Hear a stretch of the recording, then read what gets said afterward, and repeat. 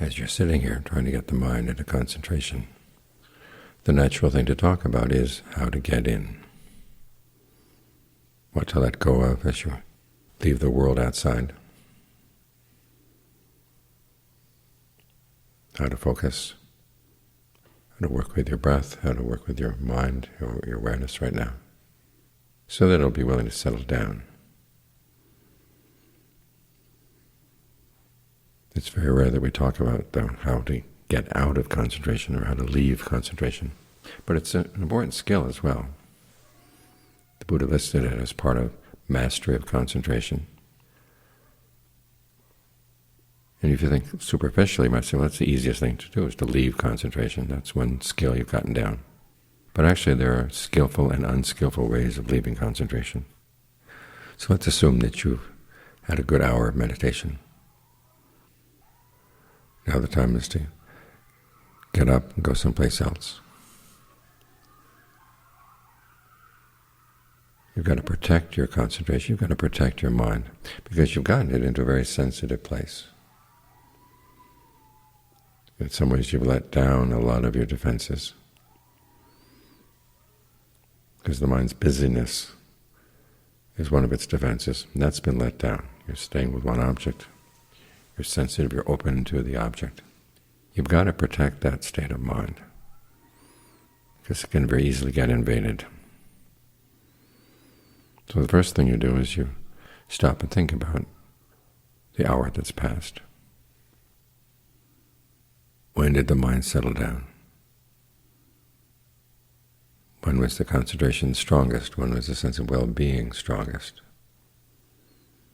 Where were you focused? What was the breath like? What had you done leading up to that? Can you remember? If you've been ardent, alert, and mindful as you get the mind into concentration, you should be able to remember at least something about how you got there, where you were focused.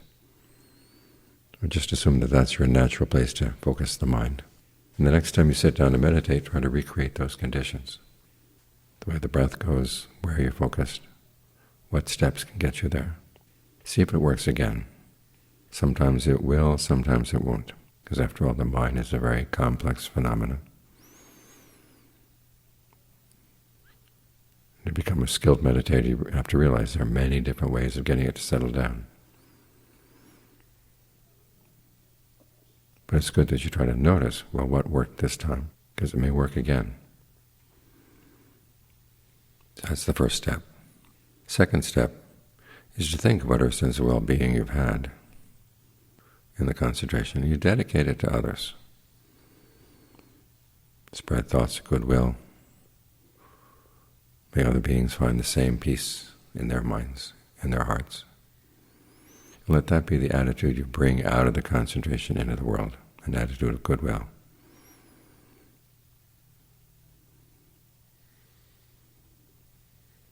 You can also dedicate the merit of your meditation. Someone who's passed away, someone for whom you feel gratitude. If they have any way of knowing of the goodness you've done through your concentration, through your meditation, you're happy to give it to them. And if they rejoice in that, if they approve of what you've done, then that becomes their merit. There's a wide misunderstanding about what it means to transfer merit. You don't really transfer it. You dedicate it.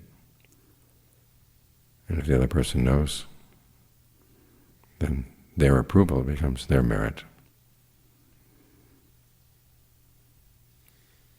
So you're trying to bring goodness into the world from your meditation. But then you have to realize, as I said, the mind is in a very sensitive place. You have to go through life like a turtle. A turtle's body is very sensitive, which is why it needs that hard shell. So you have to learn how to maintain a shell of mindfulness as you leave meditation. Remind yourself that your awareness of the body, as you feel it from within, your awareness from breath energies, is still there. It so easily gets trampled as you leave meditation. the visual field comes flooding in.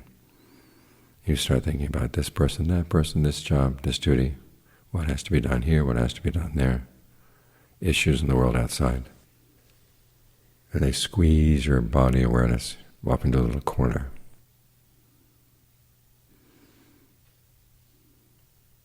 It's like a grasshopper that I had to dissect in biology in high school. They have these enormous grasshoppers that they would send out, soaked in formaldehyde, and you got to dissect them.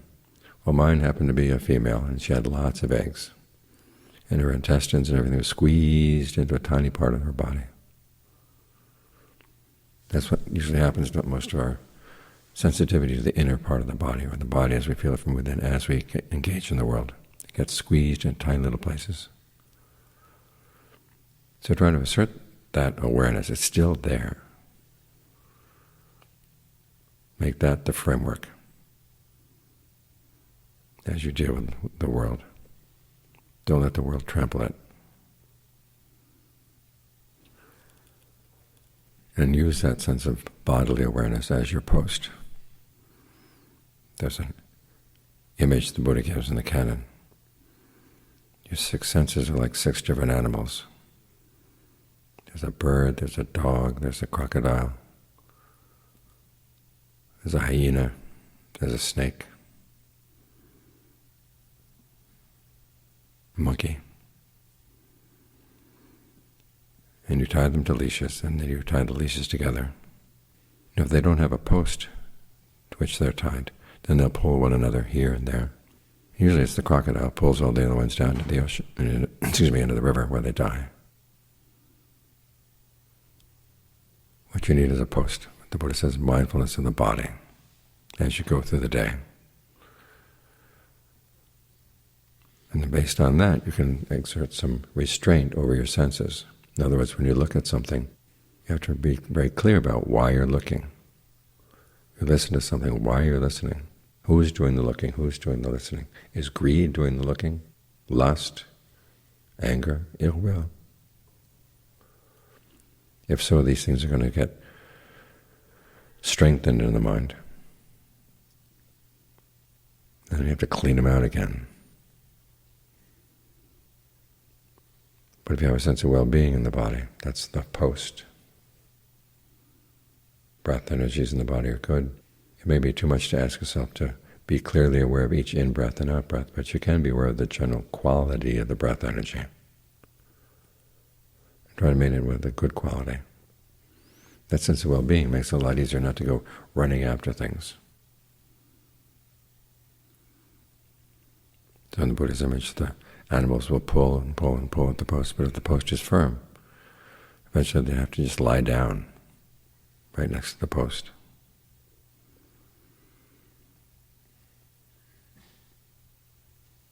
Or another image you can use is keeping your mind on a leash. Keep it on a short leash, right next to the breath. If it's on a long leash, it's like a dog on a long leash. It'll wander around, and it'll take the leash and wind it around people's legs, around lampposts, around trees. You have a long, complicated process of trying to get it back, unwinding all the places that it's wound the leash around. But if it's on a short leash, it can't wind around anything, which means the next time you meditate, you're right here, where you left the concentration to begin with. You didn't really leave it. That's the whole point. You try to maintain those activities of mindfulness, alertness, and ardency, remembering that you've got to keep watch over your mind. Be alert to whatever random thoughts are coming up. The rules of life don't really change that much if you think of life as happening within the context of your practice. There are other responsibilities you have to take on, other things you have to think about. But take on only the things that are really necessary. Otherwise, think of yourself as meditating as you go through the day, the secret meditator, and no one has to know that you're meditating. One of the reasons why when we're practicing walking meditation, we don't walk very, very slowly. You try to walk at a normal pace.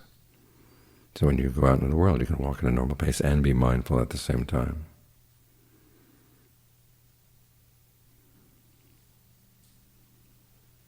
So you're ardent, alert to what you're doing. And the ardency there, of course, means that anything unskillful comes up, you're going to deal with it right then. You're not going to wait until the next time you meditate, because things can happen between now and then. So basically you're meditating as you go through the day. Whatever things come up that are unskillful, treat them as disturbances in your concentration. In other words, there's no room in your mind for things like that. That's the attitude you've got to have. That's your shell to protect this sensitive center.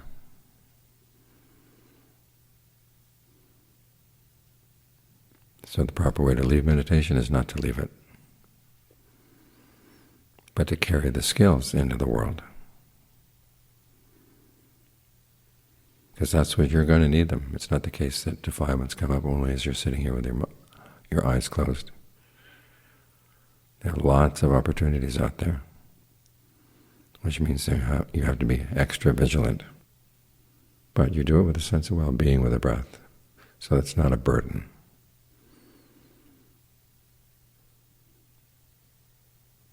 That's how you leave.